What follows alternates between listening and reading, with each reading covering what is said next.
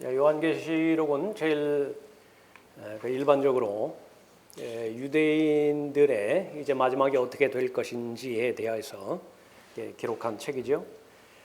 그래서 2장, 3장에서는 이 교회에 대해서 살펴봤습니다. 교회 시대가 어떻게 시작되고 어떻게 끝날 것이냐. 4장이 되면서 이제 교회는 요한으로 예표되어지는 그 인물로 이렇게 하늘로 올라가죠. 그 휴거가 이루어집니다. 4장, 5장에서 바로 하늘에서는 어떠한 장면들이 일어나는 것이냐 우리가 잘 알 수 있습니다.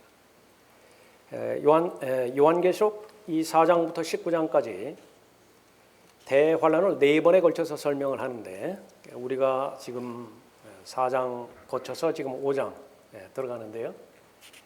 제일 첫 번째 대환란에 대해서 설명하고 있는 그런 그 부분입니다. 그래서 5장에서는 이제 하늘에서 7으로 봉인된 책이 등장하고요. 또 하나님의 어린 양 예수 그리스도께서 또 이렇게 보여지는 그런 부분입니다. 다음 장에 넘어가면 6장에서는 이제 4장, 5장에서는 하늘에 대한 설명이 있었죠. 그 다음에는 이제 6장에서는 땅에는 어떤 사건들이 일어날 것이냐라고 하는 것을 자세하게 기록하고 있습니다. 항상 그래요. 두 번째, 세 번째 설명도 하늘에 있는 상황을 설명하고 그 다음에 땅에서는 어떠한 일들이 일어날 것이냐 동시에 그렇게 설명하고 있는 것이죠. 그래서 첫 번째 이 설명이 4장, 5장, 6장, 7장까지 그렇게 시작이 되어지는데 이 7장은 이제 삽입장으로 그렇게 볼 수 있습니다. 계속 나아가면서 그렇게 보죠. 그래서 지금 4장부터 7장까지는 이 첫 번째 그 대환란에 대한 그 설명입니다. 봉인들로 설명을 하게 되는 것입니다. 1절 보십시오. 또 내가 보좌에 앉으신 분의 오른손에서 한 권의 책을 보았는데 안팎으로 기록되었고 7 인으로 봉해졌더라. 내가 큰 음성으로 선포하는 힘센 한 천사를 보았는데 누가 그 책을 펴며 그 봉인들을 떼기에 합당한가라고 하더라. 하늘이나 땅이나 땅 아래에서 그 책을 펴거나 볼 수 있는 사람은 아무도 없더라. 그 책을 펴거나 읽거나 또는 그것을 볼 만한 사람이 아무도 보이지 않게 내가 심히 울었더니 이 봉인된 책에 봉인이 이제 떼어지면은 그 안에 있었던 기록된 내용이 이제 실행이 되어지는 것입니다. 예언이 성취가 되는 거예요. 그런데 이 봉인된 책을 떼기에 합당한 사람이 발견되지 않는다라고 하는 것은 아직도 성취되지 않는다라고 하는 그 부분입니다. 그러나 요한계시록에 와서는 그것은 반드시 성취가 돼야 돼요. 모든 것의 끝이기 때문에 그런 배경이죠. 5절에 그 장로 가운데 하나가 나에게 말하기를 울지 말라. 보라 유다 지파의 사자인 다윗의 뿌리가 이겼으니 그 책을 펴고 또 그 책의 7 봉인을 떼리라고 하더라. 유다 지파의 사자 예수 그리스도죠. 다윗의 뿌리 예수 그리스도이십니다. 그래서 예수 그리스도께서 7 봉인을 떼기에 합당하신 분이다. 이에 내가 보니 보라 보좌와 내 짐승의 한 가운데와 장로들의 한 가운데 토살당하였던 것 같은 한 어린 양이 서 있는데 7 뿔과 7 눈을 가졌더라. 그 7 눈은 온 땅에 보내심을 받은 하나님의 7 영이라. 그가 와서 보좌에 앉으신 분의 오른손에서 그 책을 취하더라. 그가 그 책을 취하니 네 짐승과 24 장로가 각자 하프와 향으로 가득한 금 호리병들을 가지고 그 어린 양 앞에 엎드렸으니 그 향은 성도들의 기도라. 주께서 새 노래를 부르며 말하기를 주께서 그 책을 취하시며 그 봉인들을 열기에 합당하시니이다. 이는 죽임 당하셨던 주께서 하나님께로부터 각 족속과 언어와 백성과 민족 가운데서 우리를 주의 피로 구속하여, 여기 이제 구속이라고 하는 말이 나오죠. 아주 중요한 말입니다. 주의 피로 구속하여 우리 하나님 앞에 우리를 왕들과 제사장들로 삼으셨음이니 우리가 땅 위에서 통치하리이다라고 하니라. 그래서 이 7 봉인의 책이 열리면서 통치에 대해서 얼마나 많이 예언되어 있고 약속되었어요. 이제 실현이 되어지는 것입니다. 그 때가 오게 된 것이죠. 11절에 내가 또 보니 그 보좌와 짐승들과 장로들을 둘러싼 많은 천사의 음성을 들었는데 그들의 수가 만만이요 천천이라. 큰 음성으로 말하기를 죽임을 당하신 어린 양이 권세와 부귀와 지혜와 힘과 존귀와 영광과 찬송을 받으시기에 합당하시도다라고 하더라. 또 내가 들으니 하늘과 땅과 땅 아래와 바다에 있는 각 피조물과 그 안에 있는 만물이 말하기를 보좌에 앉으신 분과 어린 양에게 찬송과 존귀와 영광과 권세가 영원 무궁토록 있을지어다라고 하더라. 그때 그 네 짐승이 말하기를 아멘 하고 24 장로가 엎드려 영원 무궁토록 살아계신 분에게 경배하더라. 하늘에서는 이러한 어린 양의 경배가 이루어지죠. 이제 6장에서 시작되어지는 것은 봉인 하나하나가 이제 계속 떼어지는 것입니다. 여는 거예요. 그럼 이 땅에서는 어떠한 하나님의 심판이 일어나는 것인가? 그것을 이제 아는 것입니다. 자, 5장의 내용이 바로 그런 부분이죠. 7인으로 봉해진 책이라 그랬습니다. 이 봉해졌다라고 하는 것은 영어로 말하면 sealed, 봉해졌다, 인쳐졌다라고 하는 그 부분이거든요. 이것이 에베소서 1장 13절에 나오는데 그분 안에서 너희도 그 진리의 말씀 곧 너희 구원의 복음을 듣고서 그분을 신뢰하였으니 또 너희가 그분을 믿고서 약속의 그 성령으로 인침을 받은 것이니라. 인침을 받았다라고 하는 것이 이제 봉인되었다라고 하는 그 부분과 실제로는 같은 말입니다. 그런데 이 인침을 받았다라고 하는 구체적인 내용이 무엇이냐 그러면 그 다음에 나오죠. 이는 값주고 사신 그 소유. 소유가 무엇이죠? 사람의 혼입니다. 그 혼을 사기 위해서는 값이 필요했는데 바로 몸값이에요. 랜섬이라고 그랬죠. 어디에서 치렀느냐 그러면 십자가에서 하나님의 피로 그 구속의 대가를 치르셨어요. 그 소유를 구속하기까지 우리의 유업의 보증이 되사 그의 영광을 찬양케 하려 하십니다. 그래서 다 이루었다 말씀하시면서 그 말은 곧 다 지불되었다라고 선언하는 것과 마찬가지입니다. 그러니까 이제 예수님의 소유죠. 예수님의 소유니까 당연히 요구를 해야 됩니다. 내 것이라고. 그러나 지금까지 요구를 안 해요. 언제 요구를 하죠? 구속의 날이라고요. 구속의 날. 그러니까 예수 그리스도께서 재림하실 때에 우리의 몸이 이제 구속될 거 아니겠습니까? 그때까지는 소유권은 예수님께 있습니다. 그러나 지금 당장은 요구하지 않는다 그 말이에요. 이것을 확장하면 이 소유에 해당되어지는 것이 바로 땅인데 땅에 대한 소유권도 이제 예수님께 있는 것입니다. 그러나 잠정적으로 이 소유권을 당연히 요구해야 되는데 이 소유권은 지금 누가 가지고 있는 것이냐면 마귀가 가지고 있다.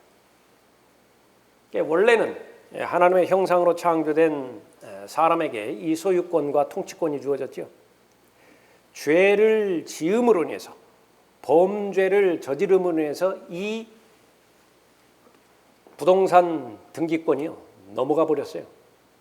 어디로 넘어가 버렸느냐? 마귀에게 넘어가 버린 거예요. 그러니까 그것을 예수 그리스도께서 이 땅에 오셔서 다시 사신 거예요. 다시 사셨으면 사신 즉시로 요구를 하시는 것이 합당한 것인데 요구를 아직 안 하셨다. 그럼 언제 요구하시는 것이냐? 요한계시록 5장에서 요구하시는 거예요. 하나씩 이제 그 봉인을 떼는 것이죠. 그래서 이 값주고 사신 그 소유를 구속한다라고 하는 말은 그런 그 의미가 있고요. 그러니까 그것이 보증되는 것이 인침을 받은 것이니라 그렇게 언급하고 있습니다. 그래서 어떤 소유가 있는데 이 소유가 팔렸죠. 팔린 소유를 다시 사오는 것을 구속한다라고 말하는 것입니다. 그 소유가 있어요. 소유. 그 소유가 무엇인가? 로마서 8장 22절에서 더 자세하게 잘 나오죠. 모든 창조물이 이제까지 함께 신음하며 고통받는 것을 우리가 아노니 그들뿐만 아니라 여기서 그들이라는 것은 땅의 모든 창조물입니다. 다시 우리가 살펴보지만은 예수 그리스도의 흘려진 보혈의 대가는 사람의 혼만을 사는 것이 아니에요. 온 우주를 다 구속했다. 땅에 내린 저주 그것도 해결하신 것입니다. 그래서 이 창조물이 그날이 오기만을 기다리고 있는 것입니다. 성령의 첫 열매를 가진 우리까지도 속으로 신음하며 양자되는 것, 곧 우리 몸의 구속을 기다리고 있다. 이것은 언제 일어나느냐 그러면 바로 첫 번째 부활 때 다 이루어지겠죠. 그래서 사람이 인류가 잃어버린 것이 있습니다. 그것은 앞으로 구속받아야 될 것인데 그것은 하나는 땅의 유업이고 또 하나는 아담과 이브에게 주어졌던 죽지 않을 생명입니다. 영생이에요. 그러니까 그것을 먹지 않으면 영원히 사는 것입니다. 그러나 그것을 먹는 날에는 반드시 죽으리라 그랬죠. 그러니까 그것을 잃어버린 거예요. 본래 하나님께서 주셨잖아요. 땅도 주셨고 또 하나님의 생명도 주셨습니다. 그러나 범죄함으로 해서 그것을 잃어버렸기 때문에 하나님 편에서는 반드시 다시 사오셔야 돼요. 구속이라고. 아담이 범죄했을 때 땅의 유업을 잃어버렸고 그것은 마귀의 소유로 넘겨진 것이죠. 그 결과 마귀가 소유권자가 되었습니다.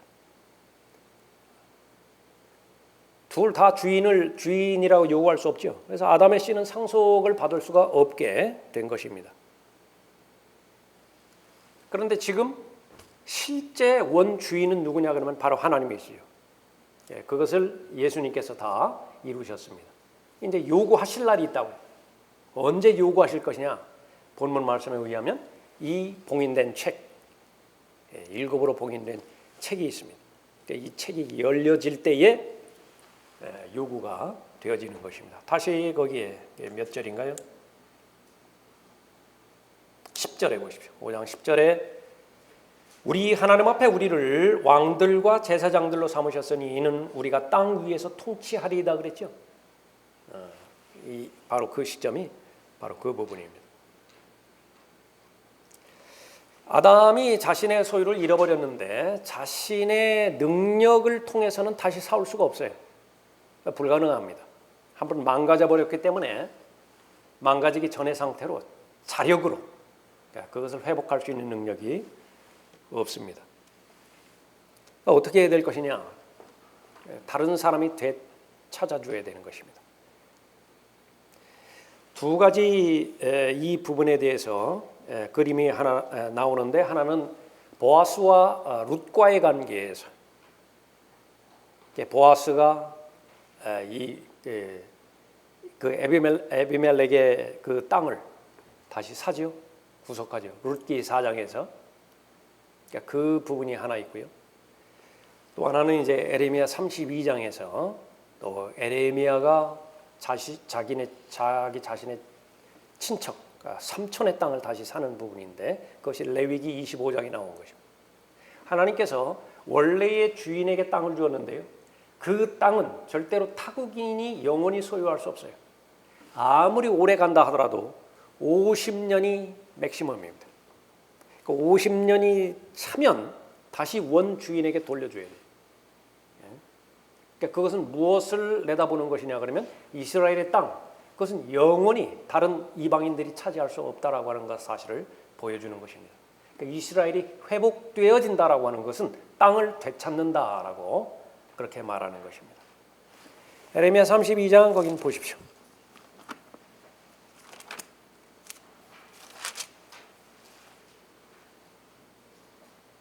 6절에 보십시오.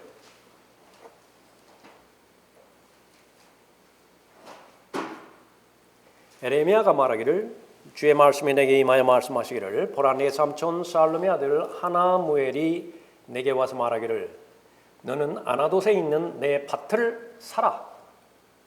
구체적으로 토지가 나왔죠. 이는 그것을 살 수 있는 구속의 권리가 내게 있음이라 하리라. 그래서 가장 가까운 친척인 에레미야에게 삼촌이 그렇게 사라라고 하는 것인데 이 모든 부분들을 또 하나님께서 말씀하셨다라고 하는 것입니다. 8절 제일 끝에 보면 유업의 권리라고 하는 말이 있고요. 구속할 권리라고 하는 말이 있습니다. 그것이 내게 있다. 너는 자격이 있다. 그 말을 하는 것입니다. 10절에 내가 증서를 써서 봉인하고 증인들을 세워서 돈을 저울에 달아 그에게 주었더라. 그리고는 율법과 관례대로 봉인한 것과 봉인하지 아니한 매매 증서를 내가 취하여 내가 내 삼촌의 아들 하나무엘의 목전과 매매 장부를 작성한 증인들의 면전과 감옥의 뜰에 앉은 모든 유대인들 앞에서 매매 증서를 마세야의 손자이며 네리야의 아들인 바룩에게 주었더라. 이게 똑같은 내용이거든요. 성경에 두 가지 그림이 있습니다. 룻기는 여러분 이제 잘 아시죠? 보아스와 룻의 관계 가운데서, 그래서 친척이 잃어버린 땅을 다시 살 수 있는 그런 권리가 주어진 것입니다. 그래서 이 친척은 바로 예수 그리스도께서 인격으로 오셔서 모든 조건을 만족시키셨죠. 그래서 예수 그리스도는 인간으로 오셔야 됐습니다. 동정녀로부터 출생을 하신 것이죠. 친척의 자격이 주어졌을 뿐만 아니라 대가를 반드시 지불해야 되죠. 이미 팔렸으니까. 죄의 삭은 사망이에요. 죄를 지은 대가가 바로 그것은 사망인데, 하나님의 생명을 얻기 위해서는 하나님의 생명을 내놓아야 돼요. 그래서 예수 그리스도께서 흘리신 피는 사람의 피가 되면 안 됩니다. 사람의 피는 유한한 생명이에요. 죽을 수밖에 없는 생명이죠. 아담의 피이기 때문에 그렇습니다.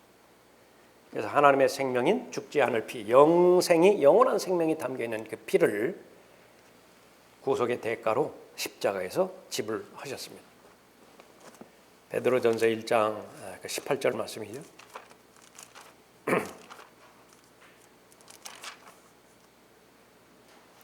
이는 너희가 아는 바와 같이 너희가 너희 조상들로부터 전통으로 이어받은 너희의 허망한 행실에서 은이나 금 같은 썩어질 것들로 구속된 것이 아니라, 땅이 팔렸으면 은이나 금 같은 것으로 돈을 지불하고 이제 사왔을 터인데, 혼은 이야기가 달라요. 혼은 물질이 아니기 때문에 그렇죠. 은이나 금 같은 것으로는 안 된다. 은이나 금 같은 썩어질 것들로 구속된 것이 아니라 흠도 없고 점도 없는 어린 양 같은 그리스도의 보배로운 피로 된 것이기 때문이라.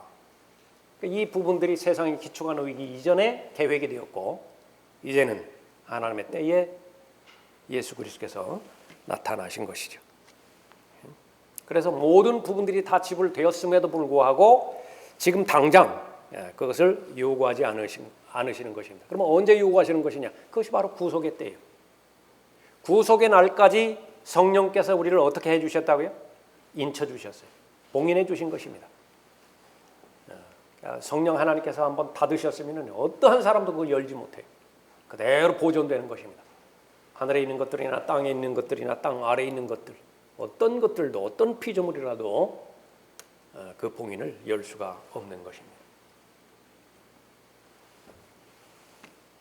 그래서 그러한 목적으로 예수 그리스도는 사람으로 그렇게 오셨죠. 디모데전서 2장 5절에서 그가 모든 사람을 위하여 자신을 몸값으로 내어 주셨으니 때가 이르면 증거되리라.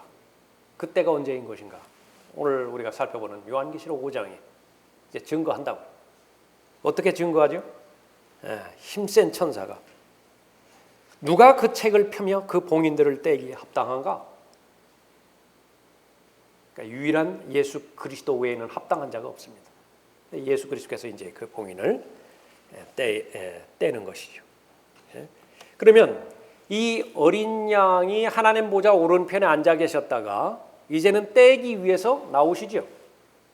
사역의 변화가 생깁니다. 사역의 전환점이 생긴다고요. 앉아 계시는 동안에는 중보 사역을 하신 거예요. 그러나 중보 사역은 이제 끝납니다. 그러면 이 5장부터 행해지는 사역은 구속 사역이에요. 실제로 요구하는 것입니다. 실제로 이양받기 위해서 일어나시는 것이 모든 세상 나라들이 다 그리스도의 왕국들이 되게 되어지는 것이죠. 1절에 또 내가 보좌에 앉으신 분의 오른손에서 한 권의 책을 보았는데 안팎으로 기록되었고 7인으로 봉해졌더라. 지금까지 살펴본 것은 이 부분은 큰 의미에서 구속의 책이라 그렇게 볼 수 있는 부분이고요. 더 구체적으로 들어가면 이 책이 어떤 책일 것이냐? 요한계시록일 수도 있고요. 다니엘일 수도 있습니다.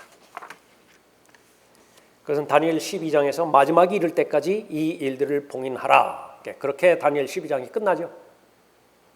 그러면 마지막이 이르면 어떻게 되는 거예요? 그 봉인된 그 부분들이 이제 열리게 되는 것이죠. 그래서 그 책이 다니엘일 수도 있다라고 하는 것입니다. 이것은 추측일 뿐이죠. 이 책이 정말로 어떤 책이냐, 그것은 아무도 모릅니다.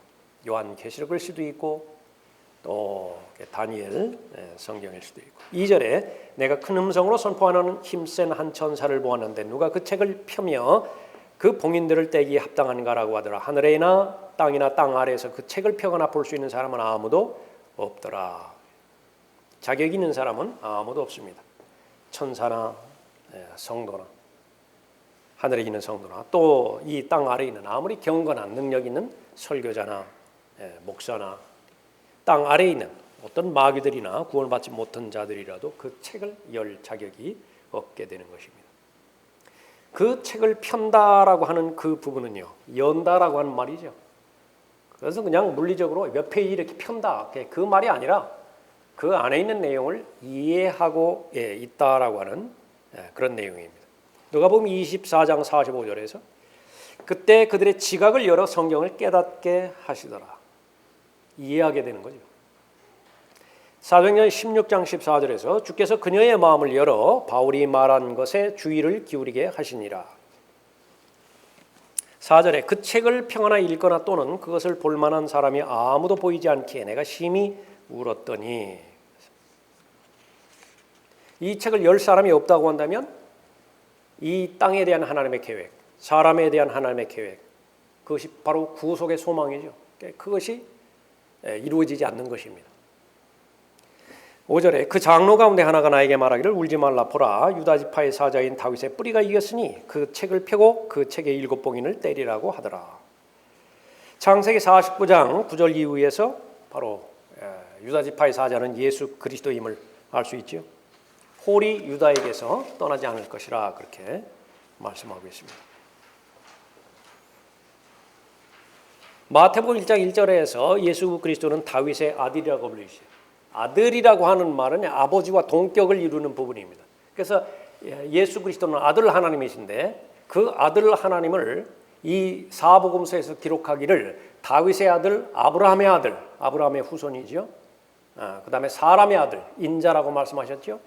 요한복음에서는 하나님의 아들이라 그렇게 언급하고 있죠. 다윗의 아들은 다윗의 보좌에 앉으실 것을 그 권리를 말하는 것입니다. 아브라함 하면 무엇이 생각나죠? 땅이라고요. 약속의 땅이죠. 그 팔레스타인 땅, 약속의 땅을 소유하실 권리가 있으신 것입니다. 사람의 아들, 인자, 그것은 바로 아담에게 주어졌던 모든 권리, 땅 전체에 대한 권리를 말할 수 있습니다. 또 하나님의 아들, 그것은 모든 것들입니다. 하나님의 아들은 모든 것들의 상속자를 말하고 있습니다. 다윗의 아들이라고 할 뿐만 아니라 다윗의 뿌리라고 언급했는데 이사야 11장 1절에서 이새의 줄기에서 한 싹이 나며 그의 뿌리들에서 한 가지가 자랄 것이라 언급하고 있죠. 만왕의 왕으로 오신 예수 그리스도는 이제 공의로 온 세상을 판단하실 것입니다. 화평의 시대가 열리겠죠. 그 소망이 담겨 있는 말이 다윗의 뿌리라고 하는 말입니다. 다윗의 지파인 유다 지파의 사자인 다윗의 뿌리가 이겼으니 어떻게 이겼죠? 아버지의 뜻을 순종함으로 해서 이겼습니다. 어디까지 순종하셨습니까? 죽기까지 순종하셨죠. 근데 그 죽음은 어떤 죽음이었어요? 가장 수치스럽고 저주받은 죽음, 십자가의 죽음에까지 순종했습니다. 그래야 이기는 거예요. 여러분도 마찬가지입니다. 영적 악에 대해서 기도하지 않고 어떻게 악의 세력을 이길 수 있어요? 사람에 대해서도 마찬가지라고. 사람에 대해서도 쓴뿌리 갖는 것은 바로 이 하나님의 원리를 절대로 적용시키지 않을 때에 그 쓴뿌리의 희생자가 되어지는 것입니다. 예수님의 본을 보여주셨잖아요. 누가복음 4장에서 광야에서 마귀를 이겼죠. 어떻게 이겼습니까? 성경으로 돌아갔어요. 기록되었으되 기록되었으되 기록되었으되. 겟세마네에서 어떻게 했습니까? 마태복음 26장에서. 그건 내 뜻이 있어요. 아버지의 뜻이 있죠. 그 겟세마네 마태복음 26장에서는 상충이 되는 것입니다. 예수님 자신의 뜻과 아버지의 뜻이 서로 충돌을 일으켜요. 어떻게 이겼는가? 내 뜻은 문제가 되지 않는 거예요. 아버지의 뜻이라고 확신이 되었다고 한다면 나는 순종하는 것입니다. 그 순종에 결심을 했을 때에 십자가를 바라봤을 때 즐거움 가운데서 바라보았다, 그렇게 히브리서 12장에서 언급하고 있죠. 그것이 믿음이에요. 갈보리에서 마귀를 이겼습니다. 내가 하나님의 아들이거든 거기서 한번 내려와 봐라. 그러니까 네 자신을 먼저 한번 구원해 보라. 수없이 많은 충동질 시킨다고요. 그러니까 여러분들이 마귀에 계속해서 공격에 노출되는 것은요, 끊임없이 충동질 당하는 사건이 여러분 주변에 있는 거예요. 그거 모르면은 아무것도 모르는 거예요. 교회를 몇십 년 다녔던, 성경을 어떻게 아무리 깊이 공부했던 내가 계속 충동질이 있어요. 막 감정을 표출하려고 한다고요. 그건 패배자예요. 한두 번이면 족하죠. 똑같은 것을 계속 반복할 필요는 없는 겁니다. 역설적이게도 메시아는 굴욕의 상징인 십자가를 통하여 마귀를 이기셨다, 그렇게 언급하고 있는 것이죠. 그래서 이제 합당한 거예요. 그 봉인을 떼시기에 가장 합당한 분이 바로 예수 그리스도이시죠. 모든 그 권세를 쳐부신 거예요. 왕국을 침해하는 모든 권세를 쳐부시고 일곱 봉인을 떼실 수 있는 권한이 있으신 것입니다. 6절에 이에 내가 보니 보라, 보좌에 내 짐승의 한가운데와 장로들의 한가운데 토살 당하였던 것 같은 한 어린 양이 서 있는데 일곱 뿔과 일곱 눈을 가졌더라. 그 일곱 눈은 온 땅에 보내심을 받은 하나님의 일곱 영이라 그랬습니다. 실제로 양으로 묘사된 예수 그리스도를 보았죠. 요한이 예수 그리스도께서 네 발 달리고 이렇게 풀을 먹는, 또 뿔이 달린 그 동물이 아닌 것은 분명해요. 그러나 다양한 형태로 나타난다라고 하는 사실을 아는 것입니다. 그러니까 예수 그리스도를 가장 잘 닮은 적그리스도, 사탄도 여러 가지 형태로 나타나죠. 어떤 형태로 나타납니까? 뱀으로, 용으로, 그룹으로, 빛의 천사로 그렇게 나타날 수 있는 것입니다. 세상 죄를 제거하는 하나님의 어린 양으로 나타나신 분이 바로 예수시고요. 또 유다 지파의 사자로 또 그렇게 묘사되신 분이 바로 예수 그리스도시죠. 요한이 환상을 보았는데 그 환상 가운데서 예수님의 모습은 어떤 모습이냐? 실제 양이 일어나서 아버지 하나님의 보좌로 다가가서 그 책을 취하는 모습이에요. 성경에 기록된 그대로 있는 것입니다. 예수 그리스도는 이 천상에 있는 존재들 가운데서요, 유일하게 불완전한 존재이세요. 우리가 들림받아 올라가면 우리 몸에 구속이 되어지죠. 그럼 우리는 완벽해진다고요. 그리스도처럼 돼요.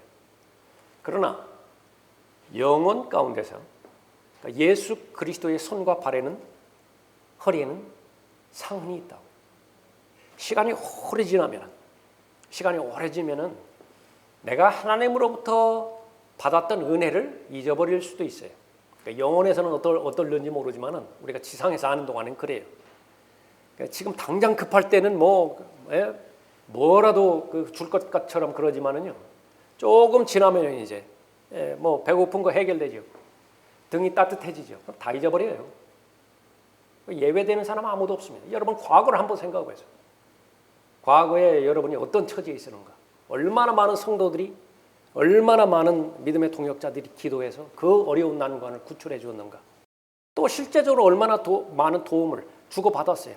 까맣게 잊어버려요. 지금 독불장, 내가 대단해서 내 지금의 위치가 된 것 같다고요. 교만이죠. 하나님과 동행할 수 없어요. 그런 상태에서. 절대로 잊지 말아야 될 것은 내가 받은 은혜는 잊으면 안 돼요. 내가 베푼 것은 그럼 빨리빨리 잊는 거예요. 현명한 삶을 사는 것이다. 그러나 정말로 하나님 앞에 올바른 위치를 차지하고 성도들 간에 정확한 위치를 차지하기 위해서는요, 내가 기록해야 된다고. 내가 받은 그 은혜들을. 그러나 그런 그 부분들이 시간이 지나면서 다 잊어버리게 되었다 하더라도 그 어린 양의 보좌를 지나가게 될 때면 그 상흔을 볼 거 아니겠어요?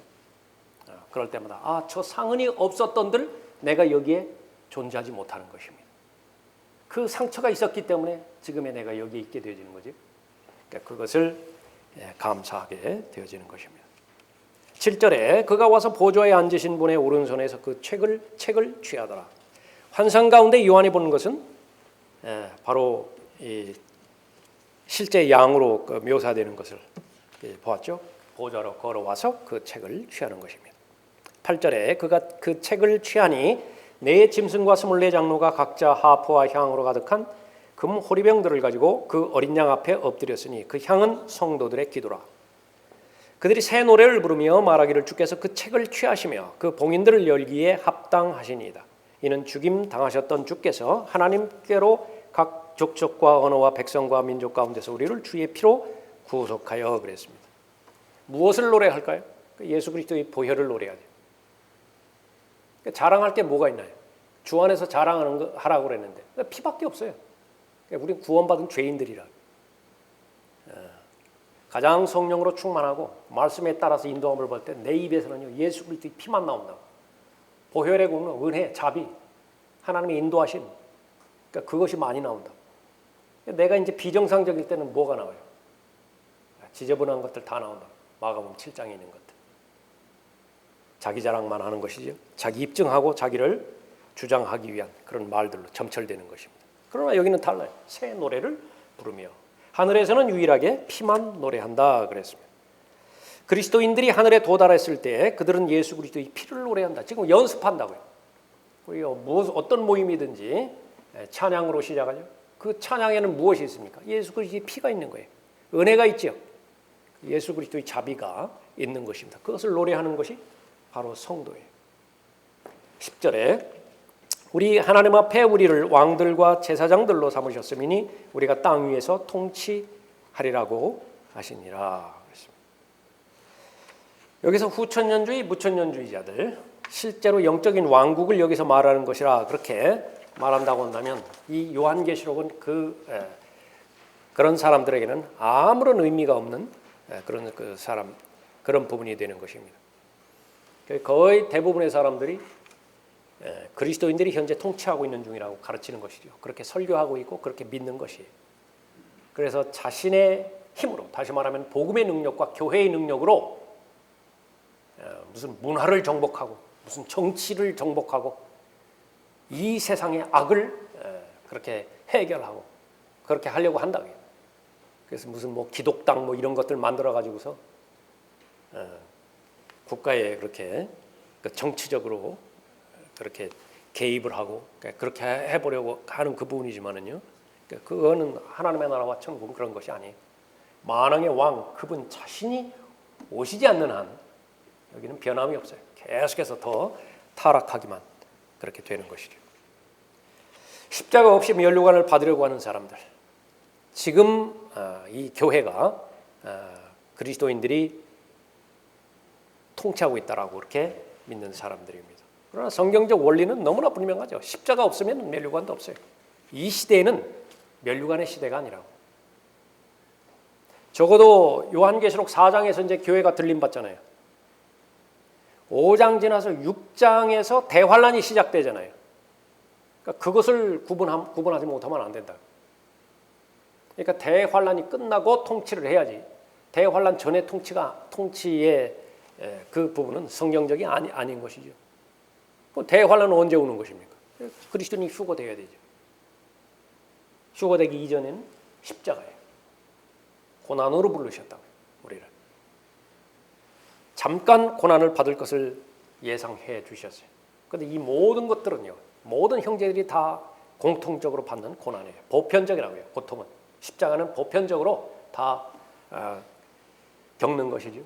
그러나 이제 칭찬과 영광 가운데서 주님을 만나게 될 것입니다. 우리가 땅 위에서 통치하리이다. 미래의 재림 때입니다. 지금 현재가 결코 아니다라고 하는 사실을 우리가 아는 것입니다. 우리는 땅 위에서 통치하는 것이지 하늘에서 통치하는 것이 아닙니다. 분명한 사실이죠. 영적인 통치가 아니에요. 지금 성경 요한계시록에서 말하는 통치는 땅에서 실제적으로 실제 정부가 있고 실제 헌법이 있고 그렇게 해서 통치하는 것을 말하는 것입니다. 11절에 내가 또 보니 그 보좌와 짐승들과 장로들을 둘러선 많은 천사의 음성을 들었는데 그들의 수가 만만이요 천천이라 큰 음성으로 말하기를 죽임을 당하신 어린 양이 권세와 부귀와 지혜와 힘과 존귀와 영광과 찬송을 받으시기에 합당하시도다라고 하더라. 또 내가 들으니 하늘과 땅과 땅 아래와 땅 바다에 있는 각 피조물과 그 안에 있는 만물이 말하기를 보좌에 앉으신 분과 어린 양에게 찬송과 존귀와 영광과 권세가 영원 무궁토록 있을지어다라고 하더라. 모든 피조물들이 다 찬양하죠. 모든 동물들이 하나님을 찬양하는 것입니다. 하나님께서는 들어쓰시지 못할 대상이 없습니다. 거기에 나와 있는 대로 발람이 탄 나귀 입을 여실 수 있는 하나님이세요. 누가복음 19장 38절 이후에서는 내가 너희에게 말하노니 이 사람들이 침묵을 지킨다면 돌들이 즉시 소리를 지르리라. 그래서 예수 그리스도의 구속사역이 전 우주적인 것이었기 때문에 거기는 땅도 포함된다고 그랬죠. 그래서 우주적인 구속사역에 대해서 전 우주가 예수 그리스도께 찬양드리는 것, 그것은 지극히 당연한 일이다라고 하는 것입니다. 14절에 그때 네 짐승이 말하기를 아멘 하고 24 장로가 엎드려 영원 무궁토록 살아계시는 분에게 경배하더라. 여러분의 삶은 경배의 삶입니까? 그래야 됩니다. 모임을 통해서 경배하는 것은요, 여러분 개개인의 삶이 경배의 삶을 살도록 하기 위해 돕는 거예요. 두 가지가 반드시 같이 가져가야 됩니다. 모임을 통해서도 하나님 앞에 영과 진리로 경배 드릴 뿐만 아니라 개인적인 삶 속에서도 하나님 앞에 경배 드려야 돼요. 내가 어떤 말을 하건 어떤 행동을 하건 그것은 다 하나님께서 인정하셔야 돼요. 하나님을 기쁘시게 해 드려야 되는 것이죠. 자, 5장 살펴봤습니다.